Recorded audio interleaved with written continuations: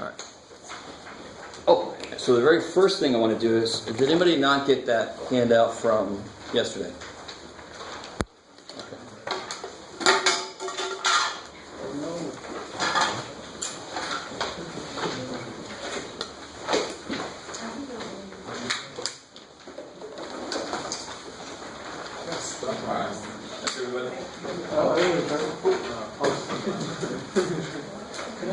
Yeah.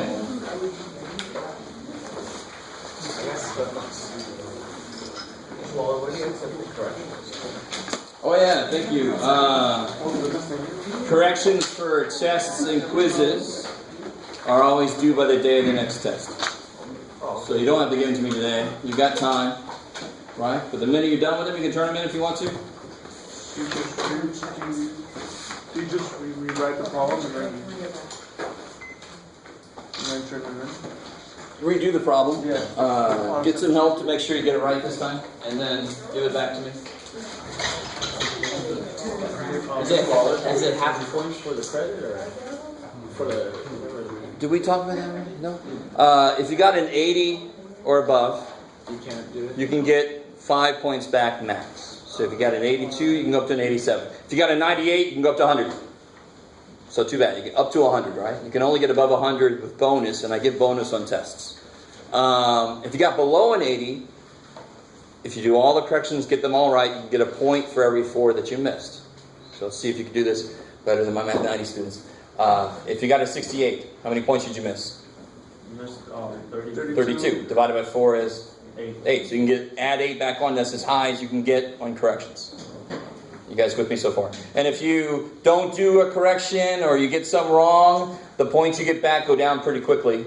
But you'll never get below what you had. That would be kind of evil. Nobody would give me anything. I wouldn't blame you. So you can never get below what you got. Even if I'm like, oh, I forgot to take points off, I'm not going to take you below what you got. So it would be better to get a 78 than to get an 80? This is awesome. So, I love this. You ready? All right. I'm going to slam you now because I need to. If you earn $1 million, you're going to pay a lot more in taxes than somebody that earned 1,000.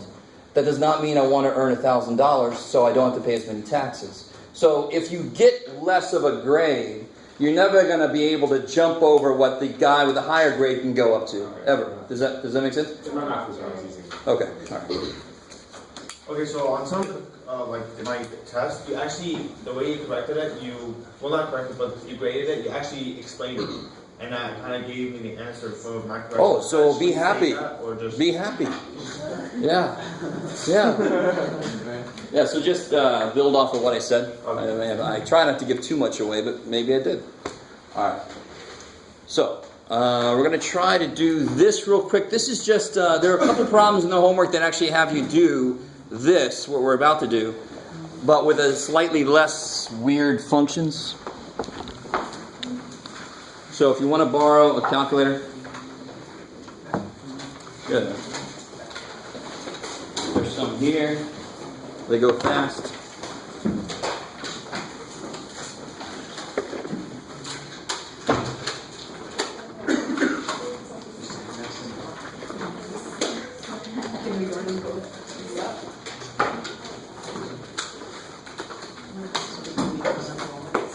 Alright guys, so take a minute and put that function in your calculator.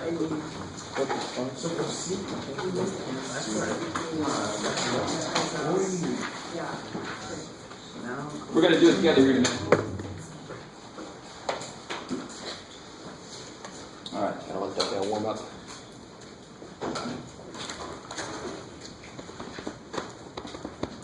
And the way you do part A is any way you want to. You can trace it and get as close as you can to x equal to 0. You can use second calc value and put in a very small value of x, right? I mean, there's a lot of different ways you can get a guess for what the function is at 0. If you try to plug 0 in, hopefully it's obvious you're going to get...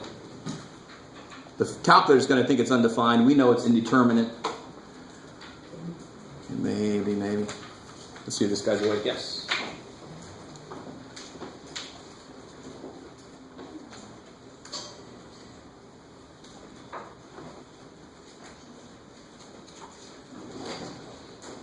Alright, so let's see. Let me put this in here. 5x cubed. So you always, in case somebody doesn't know this, you have to put the numerator in parentheses and the denominator, because the calculator doesn't see the big bar, has no eyeballs. I was telling my workshop the other day, maybe the TI 2000 have eyeballs, and then it's Skynet, and they were all dead. So let's not put the eyeballs on these things quite yet. Eyeballs. They actually, do you guys know there's a app that you can just point it at a problem in a textbook or something, a really basic math, and it will solve it for you. Oh yes.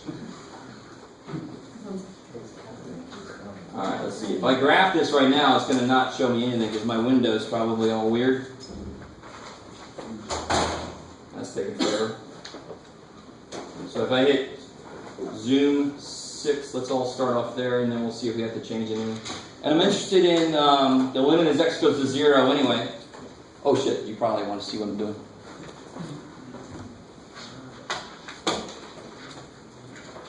Alright. So if you hit zoom 6, you should come to the negative 10 to 10, negative 10 to 10 window, so we all have the same window. Now I can use zoom box, it's one of my favorites, zoom box, just to zoom in on where interesting things are happening. So of course, where should I zoom then? I mean, yeah, where the function is at 0, I want to zoom in on that part. So let's all try to, we're not going to get exactly the same thing, but here's, if you never use zoom box, it's sort of like those crappy CSI things, enhance. You get a little cursor, if you hit enter, it's the corner of a box that you can then hit down and over to open, and then it's going to zoom in on that little box area. So you want to move the cursor to the corner of the box you want to open, and then you push the arrows over and over, down and over to open that box. Does that make sense? Is everybody able to do that? Has anybody ever used ZoomBox before? All right. What's that? You showed us. Oh, well, there you go. Some of you guys were there with me yesterday. Hit enter, and it zooms in on the area. And now I can focus on the important stuff. And it looks like, of course, it goes somewhere. The calculator isn't actually, I think on your handout, I actually, there's this really cool thing I just got installed 2 days ago on my computer. It's like the TI fully blown out into a computer software that I can generate graphs. Oh, it's awesome. So I didn't zoom in quite this much. Let's see if we can make it look like this. Let's make our window exactly the same as this so we can all see the exact same thing. You ready? Go to Window. And I want to make the window, for the X's, I want to make it negative 2 to 2, just like on the handout. And for the Y's, I want to make it negative 2 to 1. You guys, so that's the X-axis, X-min, X-max. The Y-axis, Y-min, Y-max. And now if I hit graph, it's going to look a lot more like what's on the handout. Just not so colorful. Right? Okay, so that's f of x. So we're investigating what the limit is. This multimedia thing's going to drive me insane. Screw it. Just listen. We want to know what the limit as x goes to 0 of f of x is. So just to remind you of the background of this. If the limit as x goes to 0 of f of x, did you guys get a guess for it? Anybody get a guess for it? Yeah, it looks like it's going to be negative 1/2. And you can kind of see in the function, you can see where that might come from. And I think part B was do it by hand, right? Have you guys done that yet? Yeah.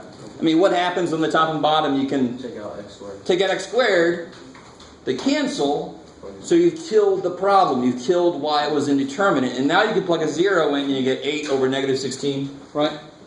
So on part B, you prove that it's negative 1/2. So part B, we get the limit should be negative 1/2. We get it algebraically.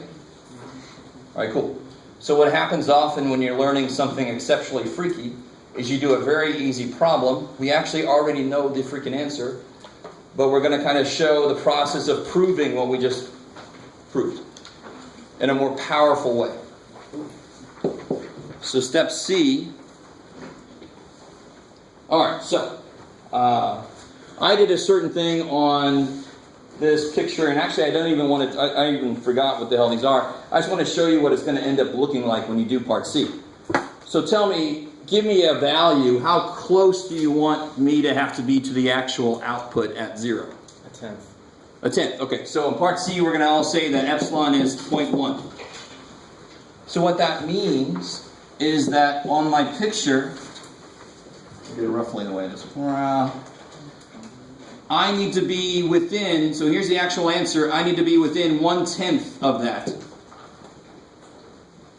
I need to figure out the x values that will make that happen.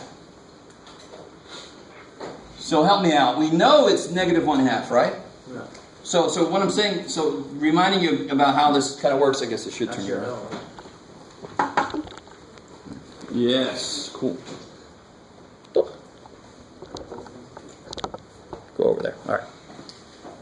So remember how this works. If so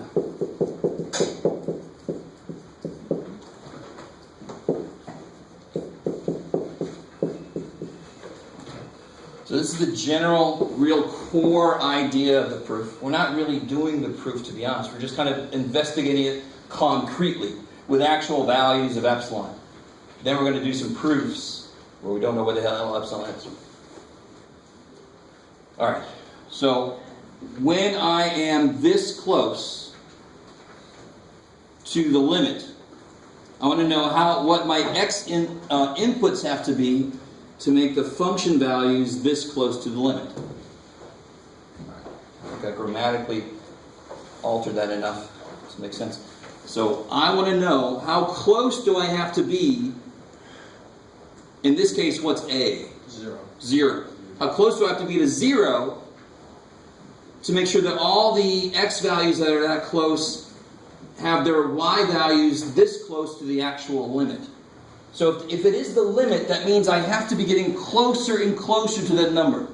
So I have to be able to find some area around my A, around 0 in this case, so that all the outputs are arbitrarily close to the actual limit. So no matter how small somebody makes this epsilon, if it is the real limit, I have to always be able to find x's that get me that close. Maybe. If it wasn't the real limit, so if I thought the limit here was 2 or something, then obviously very quickly I'll see that if I want to be this close, well, all my outputs don't go anywhere near there. Right? So that's the idea. If it is the real limit, I don't care how close you want me to get, I can always find inputs that will always be that arbitrarily close. That's the idea of limit. Getting really, really close to a value, but this is just really formally defined. And this is still not the proof yet. This is still a little concrete. So let's see how to do this. So does anybody understand the instructions here? Those of you that attempted this. So we picked epsilon, right? Oh crap. Multimedia, look. You guys can read on your paper, right? So we picked epsilon. So step D says find a range of x values such that L minus epsilon blah blah blah. But then I try to help you out. I say graph f of x. Well, we got f of x graphed. Also graph L minus epsilon and L plus epsilon. So that would make this little range here. Are you with me? So I want to go negative 1/2 plus 0.1, negative 1/2 minus 0.1. That'll make that little area there. So what is negative 1/2 plus 0.1? 0.6. I like it. Negative, yeah. Yeah, negative 0.4, right? And this will be negative 0.6, or the other way around. It doesn't matter. Just put that in the calculator. There. Okay. So I want to visually see that interval around my output. It says find a range of x values such that. What does it mean by find a range of x values? We're going to do it. So that's what we're going to do in this step, and then the rest of the instructions are how to do that. Okay. So now go back to your y equals. Stay with me. Go back to your y equals. Put in y2, put negative 0.4. That's epsilon away from the answer, right? 0.1 away from the limit. And put in there negative 0.6. That's the other side. So now I'm going to graph this thing. It's going to come out as these horizontal lines. So that's going to look a lot like what I have on the picture, just not as colorful. Okay, cool.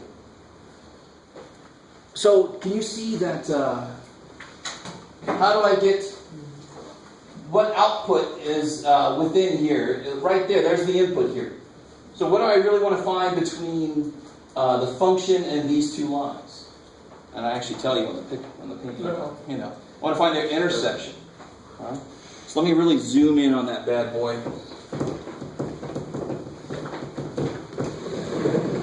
So I've got this here going on. This will be a little bit better.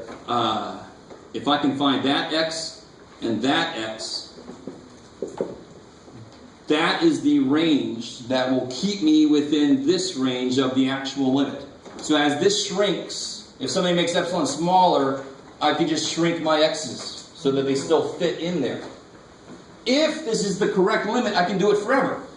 But if I thought the limit was this, and they shrink it, then my x's are suddenly not going to go around that other one, right? So if I thought the actual limit was down here, then my x range can never stay in there. It's going to be up here eventually, right? So, I don't know if you guys, yes? So this kind of works like the little box thing where the more you change it, then it kind of smaller and smaller. Yeah, because you're kind of forcing the function to stay in that picture, right? So if I erroneously thought that the actual limit was here, you with me? Then at some point, some range of x values will not include that in the output. So that can't be the limit. So that's the idea. If I have the right limit, no matter how close somebody wants me to get, I can always get that close and stay in there. I can always get that close to that number. So if I thought the limit was in a different place, I can't do that.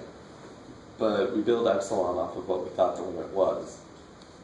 Well, we built epsilon off of what we knew the limit was. Yeah. But if we were wrong, then... This is a concrete example just to get the idea of epsilon and delta now. When we do the proof, I know what you're worried about. We're not going to know what the limit really is. We're going to be proving that the limit is what they say it is in the statement. Oh, okay. Okay, cool. Yes? Was the whole point of this thing just to check your work? No. It's more powerful than that. The idea of epsilon delta proofs is used for a lot of different theorems throughout mathematics. So this is your very first little baby steps into the world of very small values. Epsilon normally is considered a very small positive value. So it's all about getting close to something. So being near something, being within a neighborhood of something. That's not very well defined in math until you bring epsilon delta in. Then it's like arbitrarily close. That's what near means, right? So it kind of is a definition of near.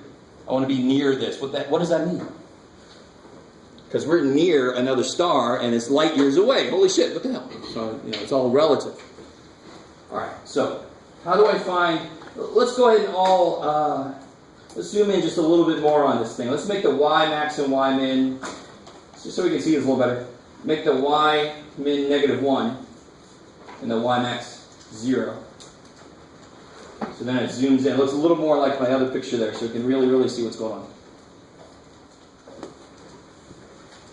So we call that y max is 0, y min is -1, and it should look like this. So now somebody, and actually Christian, I think, right? Yeah. Wants us to be within 0.1 of that number, and if that's the right limit, we should be able to do it. And of course I can see exactly how to do it. How do I find those two x values? Yes, cool. So if you do second trace to get up into calc, number 5, intersect. And actually 3 stupid questions, and all I do is, well, let's see, you gotta be careful. So it's going to ask you for the first curve. Hit enter. Second curve, I'm on the right place, right? My cursor's right where I want it to be. You with me?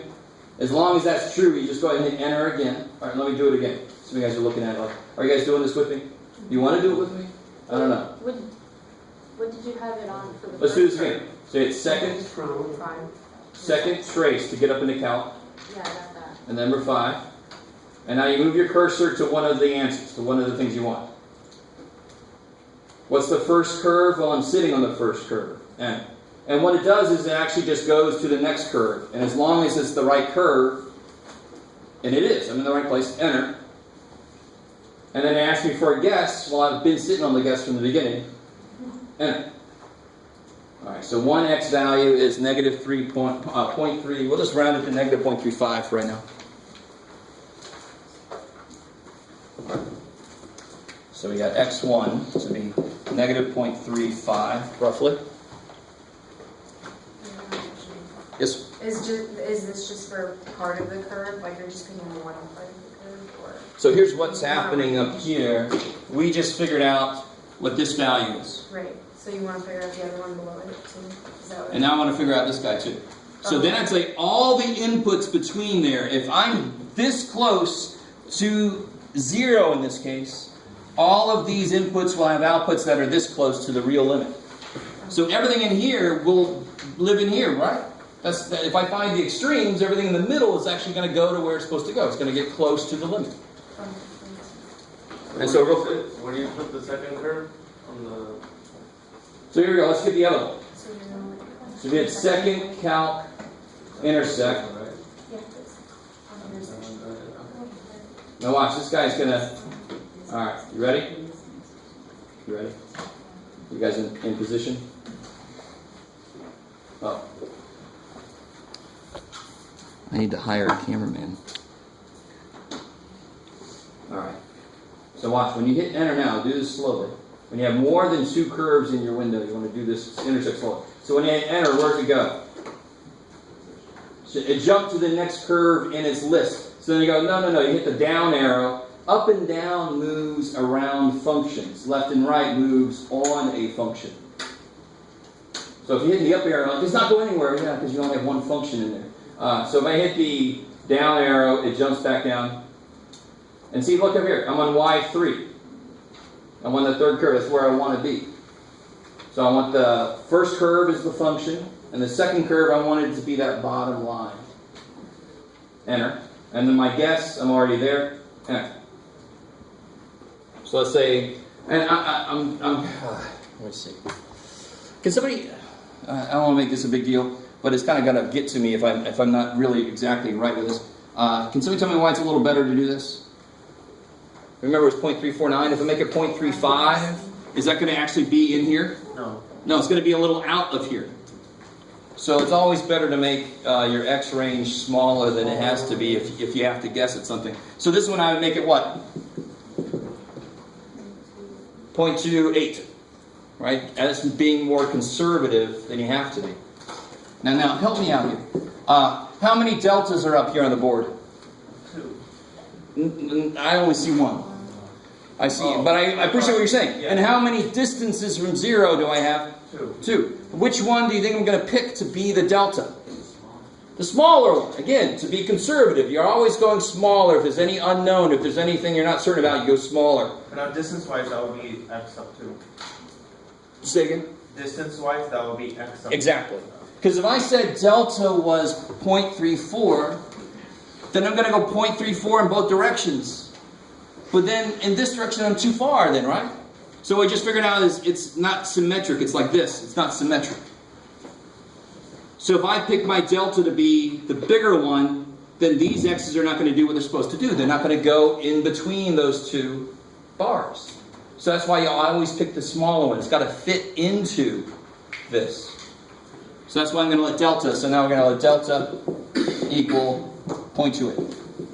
So given an epsilon, I must be able to find a delta so that if all my inputs are within that of A, all my outputs will be within this of L. If I can do that forever, for any epsilon somebody gives me, then that is the real limit.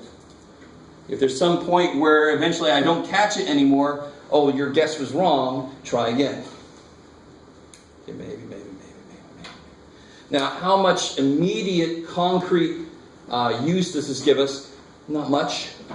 But the reason that this is important is this is the real idea of what we're doing. Plus, if you're going any further in math, epsilon delta is going to show up. In fact, later this semester, it's going to show up again. And even if this is your last class, I don't give a shit. This is part of what this class is all about, is starting to give you proofs of theorems. All right. So what do you think would happen if I made epsilon 0.01?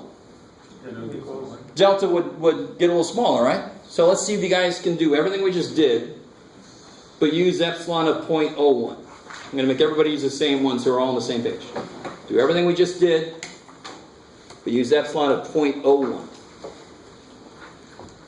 You can work with each other if you want to keep yourself straight, or call me over if you need some help.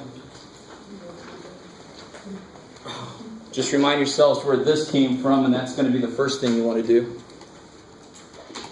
Where the 0.4 and the 0.6 came from.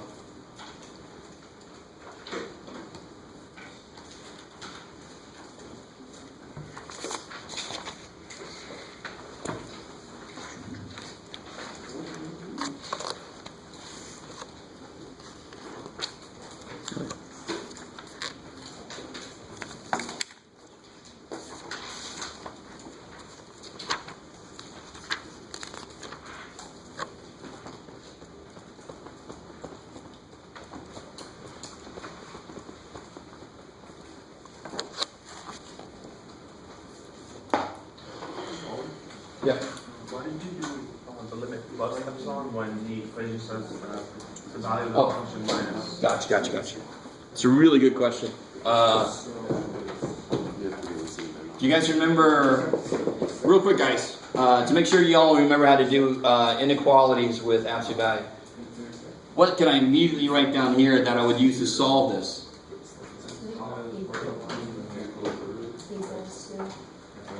So equals?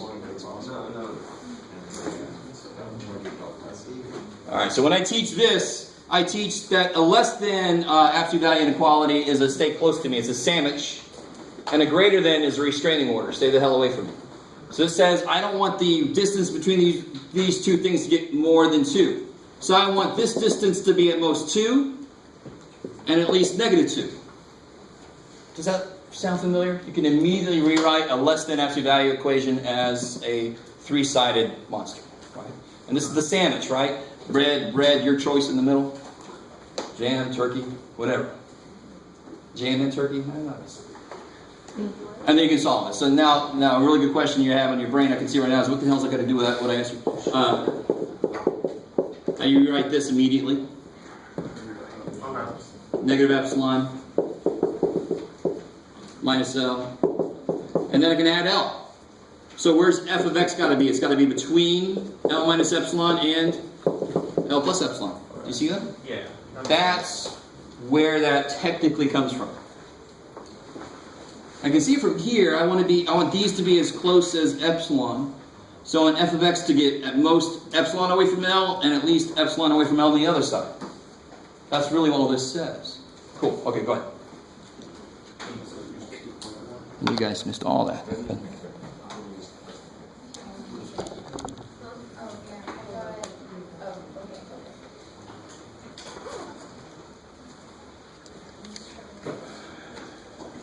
Oh, shit.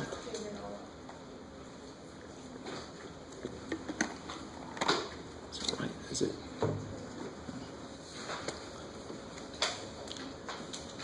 Take too many homework questions, that's what I do. It's 1:35 already, it's crazy. Good time suck.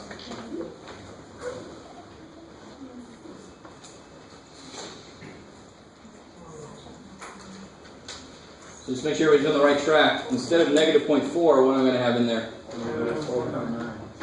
Negative 0.49 up to negative 5.1.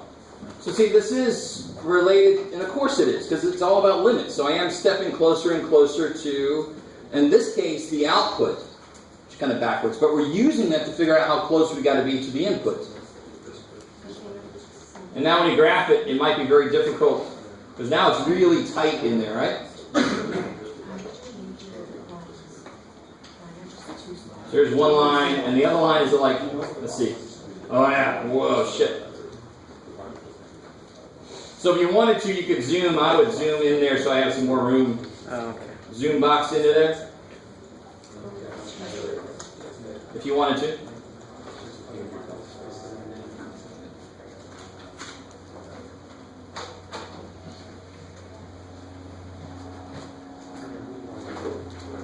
So now you can see a little bit more space. And now I can see there's x1 on that side and there's the other one, x2. Cool. So now you just do like we did earlier. You find the intersection, so it tells you, I know how close I've been told to be, 0.01 within the output.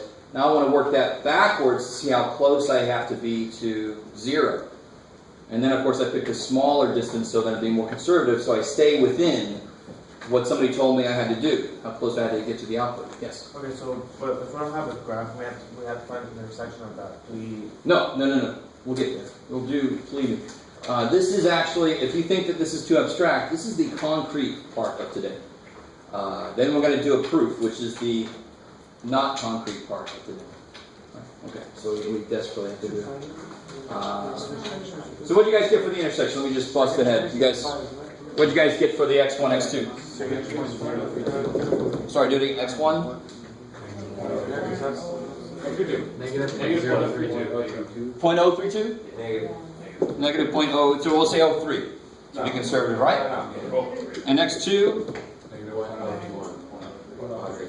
Negative 0.031? Oh, and negative 0.032. Oh, positive. That makes more sense. So it doesn't really matter what we do over there. And it doesn't really matter what we do there. Because it's not the same thing. That would be freaky. So now, of course, before we only had to be within this much, like 0.3, and actually, now you see how, and it's not always like this. We had to be exactly 1/10 as close, right? But it all depends on what the function is doing. If it's a really steep function or something, then it could be a very different relationship. But it's going to be smaller to correspond to the smaller requirement. Maybe. So in this case, what would I set delta? No, let's just be a little careful. And both of these are rounded down, right? It was 0.032 and 0.031? Yeah. So then an acceptable delta would be 0.03. If I go up 0.03 and down 0.03 from 0, I'm going to still stay in that region around the limit. Yes, sir? You said you want delta to be a smaller number, right? Yes. Why wouldn't you pick the negative instead of the positive? Oh, delta's a distance. And see how delta, and very often you'll see this in books just to make sure that it's understood, but delta has got to be a positive number. Okay. And you start at 0 and you just move a distance up and you move a distance down. So it wouldn't be the negative, it's the absolute value. Yeah. Cool. Alright. So I'm going to let you try those problems out. I desperately want to do a proof before I get you out of here. This is the concrete stuff. So wave bye-bye to it. Bye, concrete stuff. And the thing about this proof is it's going to feel like cheating. Believe it or not. But it ain't. Here's my example.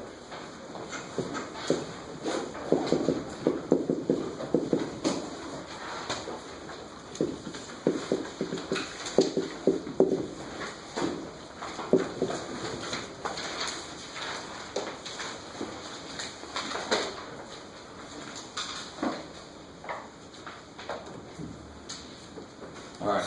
Would this be like a margin of error for the limit? Yes. So how much error can you allow in your x to have a certain given error in your output around L? And it's a rough way you can say it. Okay. Where to put there? Okay. So first thing I would do on the side is just make sure that that actually is true. And I want you to understand, you can't always do what I'm about to do. But we can certainly do it with the simple ones we're going to look at. Because I want the problem to be with the setup. I don't want the problem to be with the funky-ass functions that are thrown in here. You with me? So it's going to be simple shit. I can prove that easy. Just stick a frickin' 10 in there, right? But don't stop there and go, I proved it. The whole point here is to get used to the proof with easy problems so that when you hit the harder problems, you know the process. So if I flow a 10 in there, does it work? Yes. Thank God. Okay, good. So there's a reason to do this, right? If it doesn't work, then I'm like, I don't think this is going to work. Okay, so here's how it works. And just to remind you, this is what we want to show. And I'm going to introduce some notation to you guys. Instead of writing "we want to show," there's "we want to show."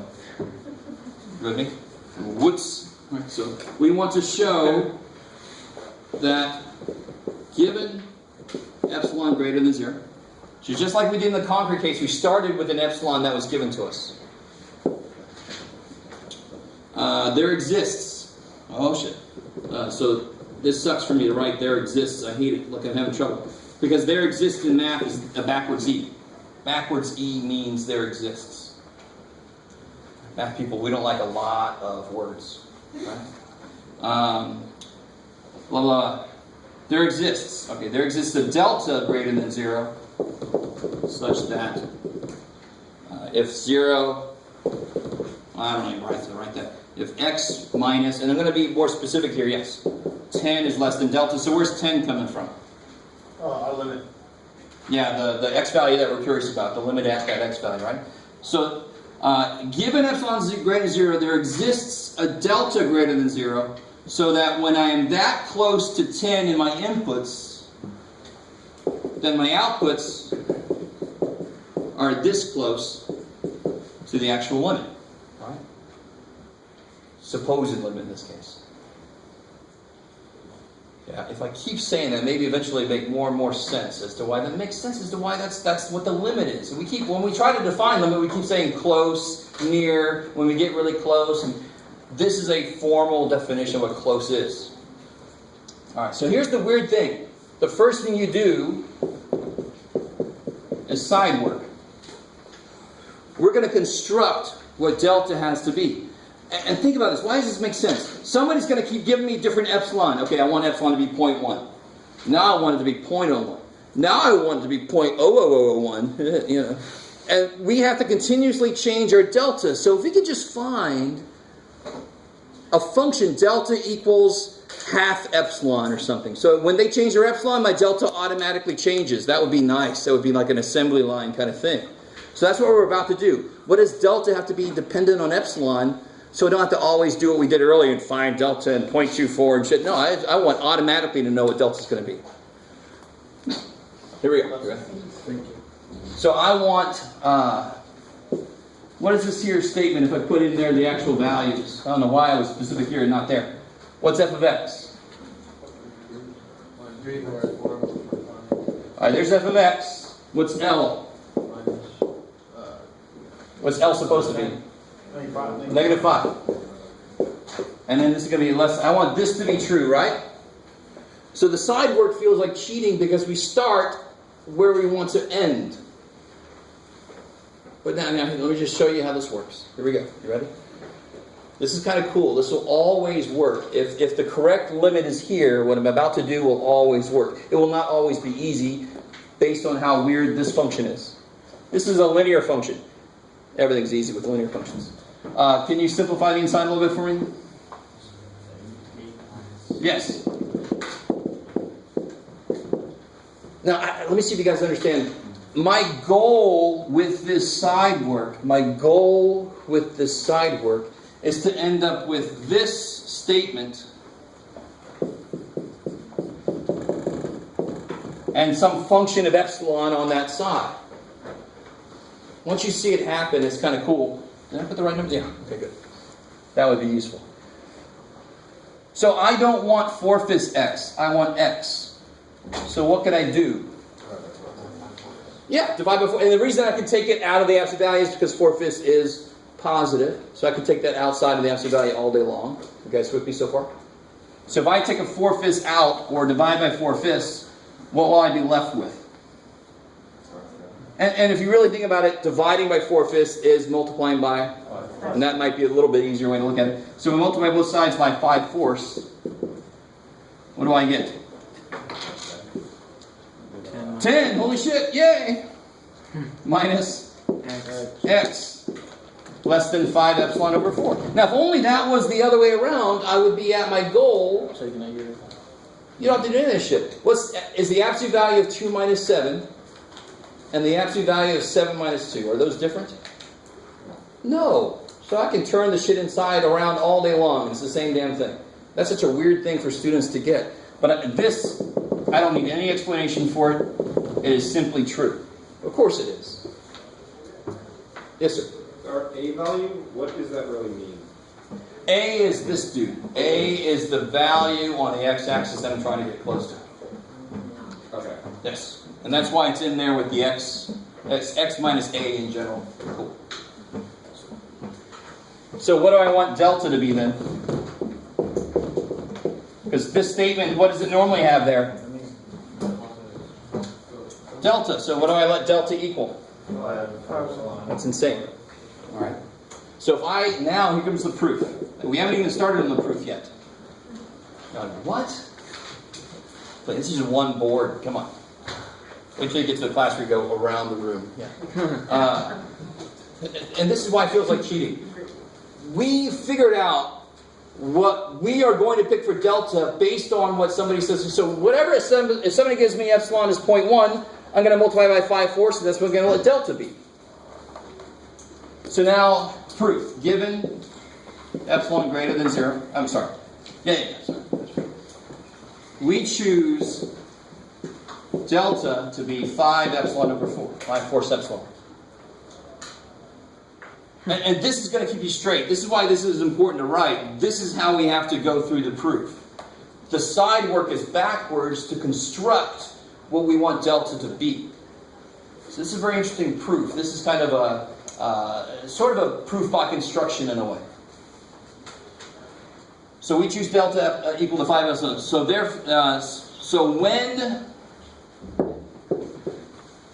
I'm just following along. So given epsilon greater than 0, we choose delta to be 5 epsilon over 4. So therefore there exists a delta for every epsilon. So when this is true, now here's the beautiful thing about this. This took forever to explain. This is almost too easy. I'm going to run through everything on that side backwards. And that's why people think it's cheating. Right? But basically, if you can do this, the proof is going to write itself. So now do everything in reverse. So the first thing I'll do is turn this around. I know you guys think I'm insane. And then I'm going to multiply by 4/5. And bring that in, I'm going to get 8 minus 4/5 x. And then I'm going to rewrite this so I can recapture f of x. So it'll be 3 minus 4/5 x minus -5. So we proved it. Given epsilon greater than 0, we can find a delta there, exactly this way. That's how we will do it. So that when I am this close to 10, my outputs must be this close to -5. Proof done. Yes? Isn't the sign supposed to be the other way? I don't know. When you go- What happened?